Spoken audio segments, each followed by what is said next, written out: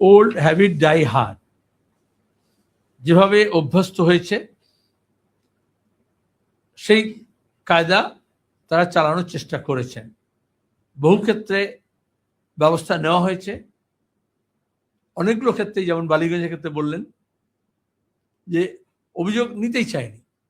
এখনো বেশ কিছু জায়গায় শেষের দিকে কসবা কেন্দ্রে, ভবানীপুর কেন্দ্রে, ডায়মন্ড বিভিন্ন বিধানসভায় যেখানে নকল ভোট, ভুয়ো ভোট, জাল ভোট দেওয়ার প্রচেষ্টা রাখার চেষ্টা করা হয়েছে।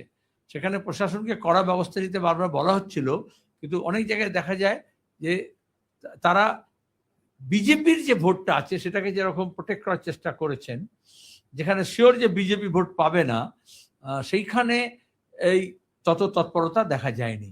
সেটা প্রার্থীরা অভিযোগ করলেও, কিন্তু আমাদের কর্মী ছিল, আমাদের সংগঠনের শক্তিতে তারা এবং ক্যান্ডিডেটে তারা লড়েছে, কিন্তু আমরা নিয়ম মেনে, ওই খেলা হবে বলে তার বুথ দখলের জন্য সবাইকে বুথের ধারে কাছে ভিড় করানো হয় না। বেশ কিছু জায়গায় পুলিশ ব্যবস্থা নিয়েছে, যারা ভোট কেন্দ্র জ্যাম করছিলেন বা জমায়েত করছিলেন, বিশেষত তৃণমূল বিজেপির লোকেরা, কিন্তু সেখানেও দেখা গেছে কিছুটা পক্ষপাতিত্ব। এবং উলুবেড়িয়ে আমরা দেখলাম 100 মিটার দূরে সিপিআইএম এর ক্যাম্প, তো সেখানে গিয়েও লাঠিচার্জ করে দিয়েছে। আবার অনেক জায়গায় দেখা গেছে তৃণমূলের কাউন্সিলর, বিজেপির স্থানীয় নেতা, তারা বহাল তবিয়তে আসন পেতে বসে রয়েছেন, কিন্তু অভিযোগ করলে কিছু জায়গায় ব্যবস্থা নেওয়া হয়েছে। কিছু জায়গায় স্বতঃপ্রণীতভাবে কেন্দ্রীয় বাহিনী হোক বা পর্যবেক্ষক হোক, তারা ব্যবস্থা নিয়েছেন।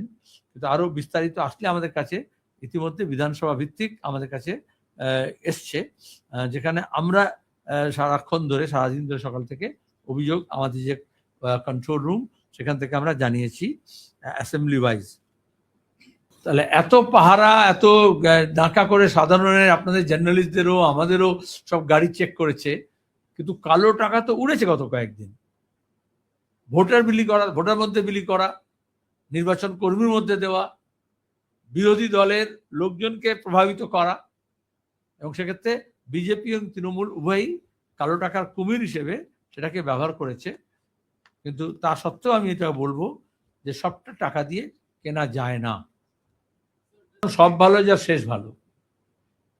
আমরা দেখেছি মহারাষ্ট্রে, গুজরাটে, হরিয়ানায়, দিল্লিতে, বিহারে ভোট দান পর্ব শেষ হওয়ার পরেও ভোটিং পার্সেন্টেজ বেড়ে গেছে। এখনো আপনারা কি ঘন্টায় ঘন্টায় ইলেকশন কমিশনের কাছ থেকে হিসেব পাচ্ছেন কত ভোট পড়েছে, 5টায় কত পড়েছে, 6টায় কত পড়েছে, 7টায় কত পড়েছে? তো ওয়ান্স বিটেন টুয়াইস শাই। এই জন্য আমরা তো পুরোটা প্রশংসা করতে পারছি না, কারণ মাঝরাতে গিয়ে কতটা নাম্বার বাড়বে সেটা তো ভোটার লিস্ট তৈরি করার সময় দেখেছি আমরা, তথ্য সমস্ত দেওয়া হয়নি, আর এখনো দেখছি আমরা তথ্য সমস্ত দেওয়া হচ্ছে না। কিন্তু ভোটিং পার্সেন্টেজ হাই আছেই, তারপরে শেষ লগ্নে আরো কত তাতে জল মিশছে কিনা, এই গ্যারান্টিটা তো নির্বাচন কমিশনকে ঠিক করতে হবে, দেখতে হবে। বেশি ভোট হলে সেটা অ্যান্টি ইনকামবেন্সি হয়, সরকার বিরোধিতার মুডটা পাওয়া গেছে। এবং উত্তরবঙ্গের ভোট বলো, দক্ষিণের ভোট বলো, প্রথম পর্যায়ে বলো, দ্বিতীয় পর্যায়ে বলো, তাতে দেখা গেছে যে তৃণমূলের যে কারসাজি, খেলা হবে বলে ডিজে বাজিয়ে যে ভোট লুটের প্রক্রিয়া, এবং ভোট লুট করে সেটাকে পপুলার ভোট হিসেবে দেখানো, সেই কারসাজিটা মানুষ ধরে ফেলেছেন। মানুষ নিজে ভোট দিয়েছেন, এবং তৃণমূলের নেতাদের দেখবে বডি ল্যাঙ্গুয়েজ দেখলে বোঝা যাচ্ছে যে তারা এতটা আশা করেননি যে তাদের মাতব্বরিটা এতটা রাতারাতি কমে যাবে।